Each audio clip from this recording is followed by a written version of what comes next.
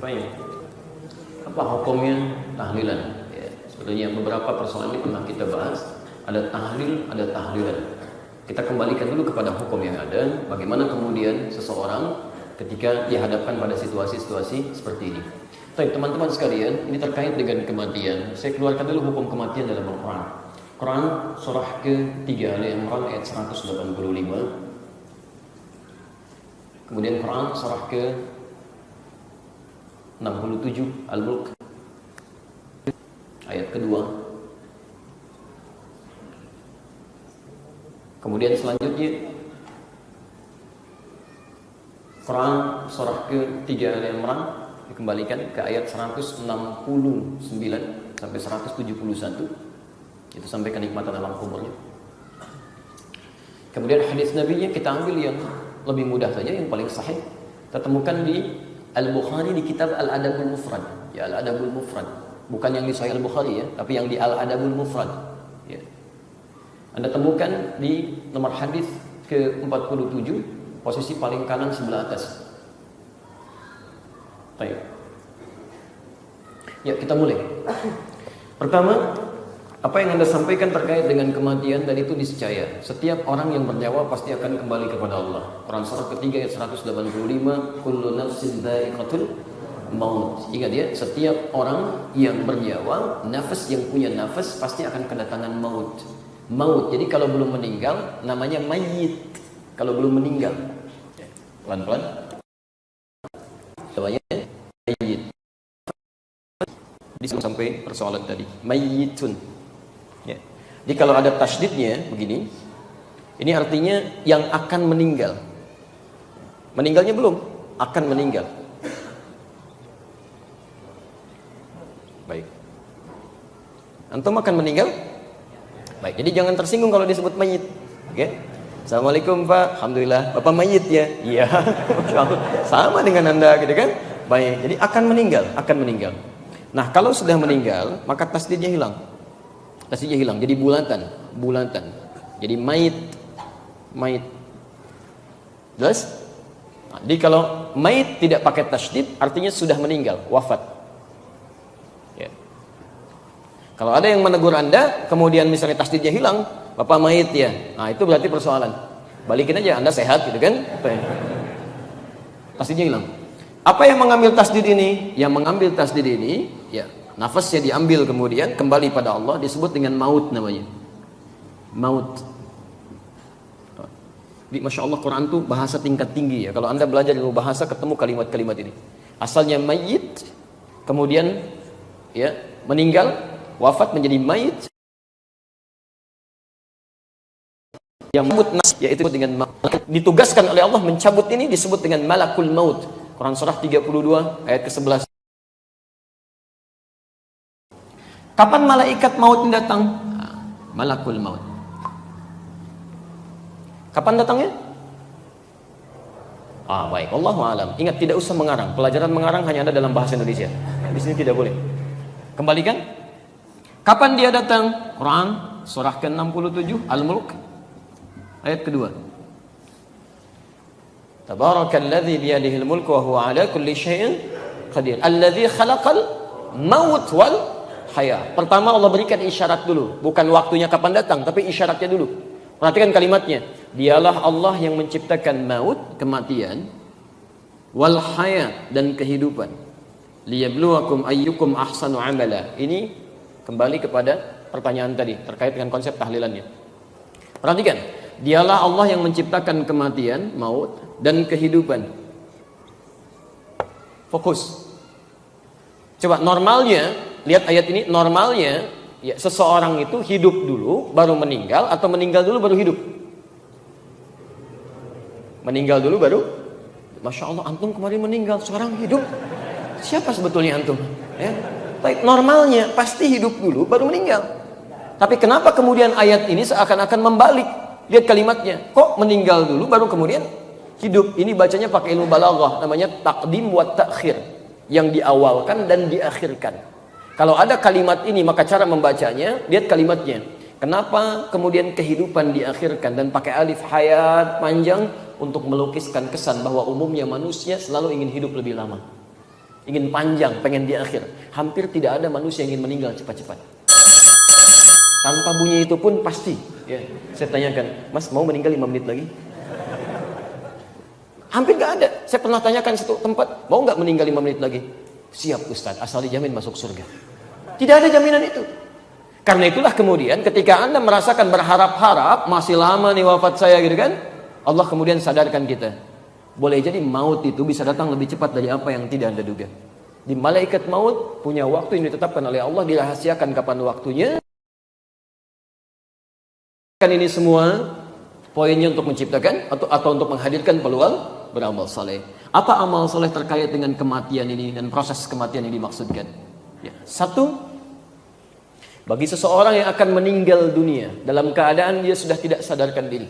Tapi ya, misal sudah kelihatan secara medis dan sebagainya. Ya, dalam kondisi apa disebut oleh kita? Sakaratul maut. Ya, sakarat itu asalnya dari kata sakarat, sesuatu yang kondisi tidak sadar, sehingga kalimat-kalimat yang diucapkan sudah tidak nyambung. Orang mabuk pun disebut dengan sakar. Sakran, orang mabuk keluar kalimat yang tidak menyenangkan, tindakan-tindakan yang tidak bagus, disebut sakran. Tapi untuk membedakan antara sakar menjelang kematian dengan bukan, ditambah maut di ujungnya, sakaratul maut. Maaf, kalau sudah ada orang-orang seperti ini, secara medis sudah mengkhawatirkan misalnya, kemudian dia sudah mulai meracau, itu tandanya amal soleh bagi orang di sekitarnya sudah harus disegerakan. Apa kalimat amal solehnya? Disebut dengan tahlil namanya. Maka ditalkinkan, dibimbing lisannya untuk mengucapkan kalimat tahlil. Tahlil itu singkatan. Ingat annya belum muncul ya. Bukan tahlilan tapi tahlil. Tahlil. Ditahlilkan. Tahlilkan. Tahlil ini singkatan. Singkatan dari kalimat la ilaha illallah. La ilaha illallah. Baik. Jadi di Arab itu ada kalimat-kalimat yang bisa disingkat seperti pernah saya sampaikan. Misal kalau ada tahmid berarti alhamdulillah, kadang disingkat dengan hamdalah. Tasbih subhanallah, kan? Basmalah bismillahirrahmanirrahim. Tahlil la ilaha illallah. Takbir Allahu akbar. Jadi pas kalau disebutkan kalimat takbir, ya, takbir, takbir. Tidak. Takbir Allahu akbar. Tahlil la ilaha illallah. Orang-orang yang sudah dalam keadaan sakaratul maut, maka amal soleh pertama yang dilakukan, dampingi, jangan tinggalkan. Jangan tinggalkan. Hadir di sampingnya, bimbing dia. Talqinkan, bimbing dengan lisan. Laqqana yulaqqinu talqinan. Ucapkan, ikuti. Jangan bosan, bisikan lagi. La ilaha illallah, la ilaha illallah. Gak apa-apa, karena sudah tidak sadar keadaannya tuh. Dan mohon izin ya, itu suasana tidak mudah. Karena hadis-hadis yang sampai kepada kita menyampaikan, itu suasana pekerjaan kita, aktivitas kita, dan amalan kita ditampakkan itu. Tampakkan satu, ya. Karena itu orang-orang yang biasa baik, amalannya baik, maka tenang jiwanya, nyampai tenang. Dan panggilan pulangnya pun tenang. Quran surah 89 ayat 27 sampai dengan 30 itu. Ya ayyatuhan nafsul mutmainnah. Senyum, tiba-tiba meninggal. Makanya orang-orang yang banyak amal solehnya meninggalnya cepat. Kalau antum ingin cepat meninggal, banyak amal soleh. Enak, nyaman, begitu pulang tak selesai. Sebaliknya orang-orang yang banyak maksiat yang ditampakkan maksiatnya, maka keluar kata-kata kasarnya, meracaunya, tindakannya, macam-macamnya. Saat itulah sampaikan di lisannya. Ya, talkinkan di lisan kita, ke telinganya, la ilaha illallah, la ilaha illallah. Jangan terlalu panjang-panjang ya, jangan bacakan yang lain-lain itu aja, la ilaha illallah, la ilaha illallah. Sampaikan, dekatkan dengan Allah, berikan syahadat. Itu yang disebut dengan tahlil. Jelas di sini? Kemudian wafat, ada selanjutnya tutup wajahnya. Tutup wajahnya, karena ketika roh itu dicabut, nafas itu dicabut, maka mata akan mengikuti. Ya, sehingga kadang-kadang dalam keadaan terbuka, kemudian antum tutup, ucapkan inna lillahi wa inna ilaihi raji'un. Baik, setelah itu kemudian sunnah selanjutnya, mulai dari sunnah-sunnah jenazah, siapkan. Tayyib, mulai memandikan, ya. Nanti satu saat kita akan praktek insyaallah. Baik ya. Kemudian mulai mengkafani, setelah itu menyolatkan, setelah itu apa yang dilakukan? Orang di sekitarnya mulai melakukan apa yang disebut dengan ta'ziyah. Ta'ziyah. Apa itu ta'ziyah? Dari kata azza, ya'izzu ta'ziyatan. Azza itu artinya mengangkat, meninggikan, ya, menopang, menaikkan. Taib. Allah punya sifat azza wa jalla, yang tinggi tidak akan pernah berkurang. Yang tinggi tidak akan pernah berkurang. Kalau dikaitkan dengan makhluk tidak ada kata azza ini, yang ada ta'ziyah, usaha untuk menaikkan, mengangkat. Nah, kalau ada seseorang sudah meninggal kemudian dia dimakamkan selesai seluruhnya, maka sunnah nabinya seperti pernah terjadi pada Ja'far, ya, radhiyallahu taala anhu. Kata Nabi, datang ke rumahnya, lihat keluarganya, lihat apakah dia memerlukan sesuatu, lihat keadaan dapurnya, bantu mereka dan sebagainya. Jadi sunnah pertama, ketika Anda datang ke tempat orang-orang yang meninggal, takziah yang dimaksudkan bukan melayat, tapi Anda angkat kembali barangkali moral yang sedang turun itu. Ada yang menangis, Anda datang ke situ, angkat lagi. Ya, jangan bersedih saudariku. Ya, kamu merasa kehilangan, tapi sediakan amalan. Insya Allah bertemu lagi. Seakan-akan merasa hilang satu, kami datang 1000 orang di sini, menjadi bagian dari keluargamu. Itu takziah. Angkat supaya dia nggak turun. Kesabarannya terangkat, motivasinya terangkat, ajak dia, tutupi kebutuhannya. Itu sunnahnya. Itu yang disebut dengan takziah namanya. Dan kadang-kadang awas ya, hati-hati. Orang sudah kuat, tegar, tiba-tiba antum datang lagi nangis. Peluk lagi gitu kan. Orang sudah naik, kenapa antum turunkan? Itu bukan takziah namanya. Yang kena musibahnya aja sabar, tiba-tiba antum datang membuat orang turun lagi. Itu bukan takziah. Mau kemana? Mau takziah dulu. Takziah belum berangkat sudah nangis itu kan. Jadi persoalan. Ya, jadi beberapa hal di sini penting untuk disesuaikan. Jelas di sini? Baik, ini bagian yang pertama. Yang kedua, bukan hanya yang hidup yang kemudian coba kita angkat, tapi yang meninggal pun kata Nabi, angkat lagi amalan-amalan kebaikannya supaya dia bisa mendapatkan royalti dari orang yang bisa mengerjakan setelahnya. Maka Nabi menyampaikan, lihat kalimatnya, uzkuru mahasina mautakum, sebutkan kebaikan-kebaikan orang yang telah meninggal itu. Jadi begitu antum misalnya takziah datang, sampaikan pada kawan-kawannya, Masya Allah si fulan yang baik-baik aja, rajin ke masjid, sering baca Al-Quran dan sebagainya, mudah-mudahan wafatnya husnul khatimah. Ketika ada yang mendengar kalimat-kalimat itu, kemudian dia menyiapkan itu dan dia melakukan hal yang sama, maka Masya Allah pahala mengalir pada orang-orang tadi. Pahala mengalir. Kalau belum bisa melakukan itu, setidaknya doakan dia, angkat dia dengan doa. Paling minimal kalimat istighfar. Anda ucapkan Allahumma ighfir lahu warhamhu wa'afihi wa'fu anhu. Paling minimal kalimat Allahumma ighfir lahu. Begitu Anda mengatakan, apalagi anaknya mengatakan Allahumma ighfir li abi misalnya, Allah mohon ampuni dosa bapak saya, maka disebutkan oleh Nabi SAW, terangkum di Al-Bukhari tadi di kitab Al-Adabul Mufrad, ketika seorang anak mengatakan ya Allah ampuni bapak saya atau ampuni ibu saya, itu diangkat di alam kuburnya 1 derajat oleh Allah. Sampai dia berkata, ya Rabb mahadhi, ya Allah apa ini? Maka dijawab kemudian ada suara mengatakan, inilah kalimat istighfar yang dimohonkan untukmu saat ini oleh anakmu. Anda bayangkan, dimohonkan untukmu saat ini oleh anakmu. Jadi itu yang diinginkan. Makanya kata Nabi cuma 2 hal yang diinginkan oleh orang meninggal dunia. Satu adalah permohonan istighfar kepada Allah, yang kedua doa-doa kebaikan. Makanya kita gabungkan di situ. Allahumma wasi' qabrahu, ya Allah luaskan kuburnya, waj'al qabrahu rawdatan min riyadil jannah, jadikan kuburnya itu bagian dari taman-taman surga. Wala taj'al qabrahu hufratan min hufarin nar, dan mohon jauhkan ya Allah, jangan jadikan kuburnya sebagai miniatur neraka. Mohonkan, itu yang diinginkan. Itu yang disebut dengan ta'ziah. Tayyib. Konsep itu menyebar di masa Nabi, masa sahabat, sampai kemudian para ulama-ulama saleh datang ke Nusantara dan menyebarkan nilai-nilai kebaikan itu. Singkat cerita, kisahnya dimulai pada saat ada pertemuan di Ampel Denta di wilayah Surabaya, yang pada saat itu dipimpin kemudian oleh Sunan Giri masanya. Tayyib. Ada penyampaian-penyampaian terkhusus dari Raden Rahmat yang dikenal dengan Sunan Kalijaga, yang kemudian ada di daerah Kadiwungu sekarang, daerahnya Semarang ke arah Demak ya. Begitu Anda lurus, ada patahan ke kanan dan lurus, Anda lurus saja, nanti ada belokan ke arah kanan, itu ada tulisan di situ. Baik, kemudian beliau mengajukan satu situasi yang terjadi di wilayah dakwah beliau. Wilayah dakwah beliau menyampaikan bahwa masyarakat di sini punya kebiasaan. Kalau ada yang meninggal dunia, maaf ya, yang terjadi pesta-pesta. Ada yang makan, ada yang minum, ada yang mabuk-mabuk dan sebagainya. Maka dia lakukan selama 7 hari. Setelah itu kumpul lagi, ada 40 hari dan seterusnya. Itu masyarakat sekitarannya mengajukan kepada pertemuan pada saat itu di Dewan Wali, bagaimana caranya supaya ini bisa berubah. Maka beliau mengajukan, ya, salah satu caranya kata beliau, saya akan merubah isinya. Karena merubah itu sekaligus tidak mungkin dilakukan. Jadi kalau dilarang sekaligus, maka Islam akan ditinggalkan, dakwah sulit masuk. Beliau survei dulu tuh, ya. Maka di situ kemudian tidak disetujui. Kata Sunan Giri, jangan lakukan, ya, jangan lakukan. Khawatir kemudian itu dianggap sebagai bagian dari agama. Maksud Sunan Kalijaga itu tetap berlangsung 7 hari itu, 40 hari itu, tapi isinya dirubah dengan kalimat-kalimat tahlil. Ya Allahu Akbar, la ilaha illallah, kalimat-kalimat tahmid. Dipopulerkan istilah dengan tahlilan untuk membedakan dengan tahlil yang pertama. Tahlilan. Jadi diisi dengan kalimat la ilaha illallah. Cuman waktunya tidak dirubah. Mereka kumpul, isi daripada mabok baca kalimat ini, sampaikan kebaikan-kebaikan dan sebagainya. itu ternyata kemudian tidak disetujui awalnya, tapi kemudian dimunculkan dalih di situ. Kalau kita tidak lakukan dengan ini, maka kemudian mereka akan sulit menerima Islam.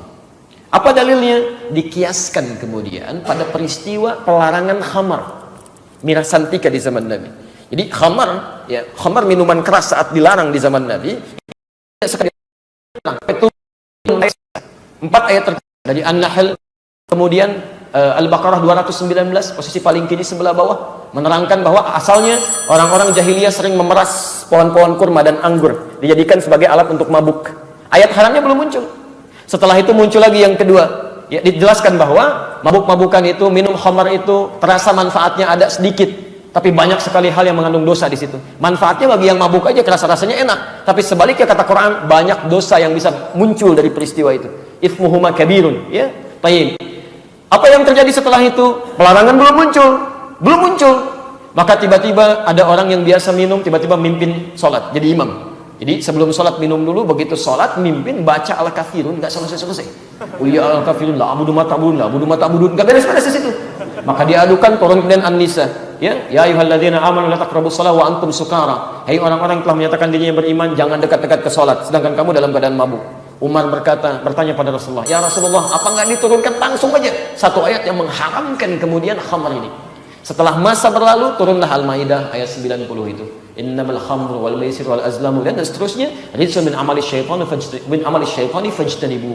Ini semua perbuatan-perbuatan setan, sangat berbahaya, tinggalkan semua itu. Maka turunlah seketika kemudian perintah larangan untuk minum khamar dan turunan perbuatan sejenisnya. Kapan itu turun? Setelah beberapa masa. Ditanya pada Sayyidah Aisyah, ya, setelah Nabi wafat, kenapa ayat khamar nggak langsung diturunkan?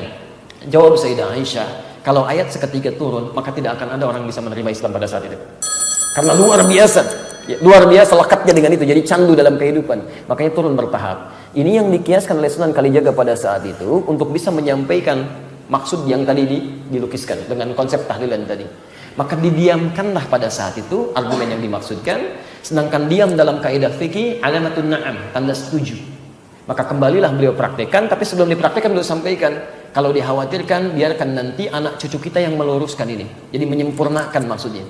Jadi beliau memulai, anak cucunya yang diharapkan bisa menyempurnakan itu. Tapi kemudian disampaikan, terjadilah proses itu. Ketika disampaikan itulah kemudian beliau berijtihad, ya, sebelum sempat disempurnakan datanglah penjajah. Ada yang masuk lewat Selat Malaka Portugis tahun 1511, ada VOC nyusul dan sebagainya. Terputuslah dakwah karena kesibukan melawan penjajah pada saat itu. Jadi terbiasalah kemudian menjadi tradisi sampai dengan kekinian. Apa yang diijtihadkan oleh Sunan Kalijaga di masa itu bisa dibenarkan secara hukum karena orang-orangnya belum tahu. Tapi bagi orang-orang yang telah tahu hukumnya dengan takziah, maka tidak ada alasan untuk tidak mempraktekkan takziah. Takziah yang diinginkan itu yang didiamkan. Jelas di sini? Karena praktek ini dikhususkan dulu bagi hukum tertentu yang belum tahu hukumnya. Jadi kalau orang yang sudah tahu hukumnya, cukup kerjakan takziah saja, tidak perlu mengerjakan yang tadi. Karena itu hukum darurat dalam keadaan tertentu. Jelas?